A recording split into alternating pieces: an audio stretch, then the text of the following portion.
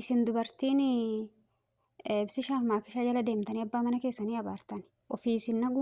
naguma qabdanii miilarraan gamataatti sammuu teessan yookiin jismii keessan cheeggootanii of laaltanii of harkaa qabdanii maal jechuu haasofni akkasii wallaahi koomentii ijoollee san jala seenee ilaale subhaanallah.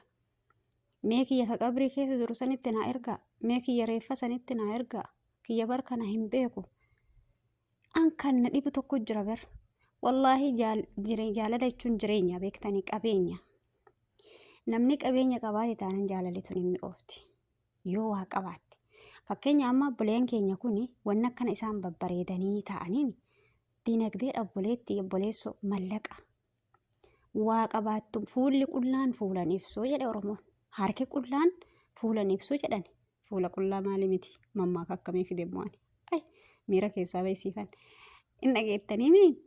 harki qullaan fuulan ibsuu Oromoon jedhe saniiti kiisii kee duwwaa teettee abbaa mana keetii maaliif hin abaarta wallaahi qabeenyuma kan abbaa manaatiif haadha manallee ol jibbisiisu kan ilmaaf haadhas ol jibbisiisu rabbiin qabeenya sii kenne taanan diinagdee qabaate taanan bakka kamittuu teettee bashannante mataa gubbaa ol kaa'attee wajjin jiraatta jechuudha. Laayifii ibsishaaf maakishaa kanaa miti ka kanaa olii gootee jiraachuu dandeessa abbaa mana keetii yoonii qabeenya qabaatte.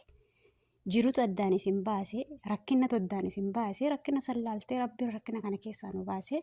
aniif abbaan mana kiyyallee wali qananiinee bakka gaarii hageennu yaadi malee koomentiidhaan afaan badaa ofirraan dubbateen nama hedduu jira barani du'ee iyyuu hin jiru ka jedhu jira ofii koomentii barreessa ofii an du'e jedha subhaanallah.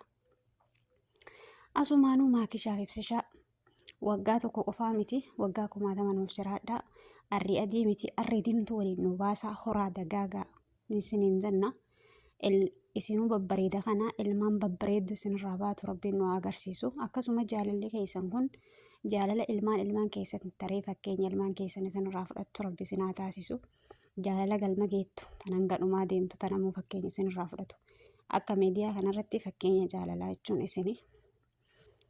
fakkeenya dhaloota kanaati horaa bulaa dagaagan isiniin jedha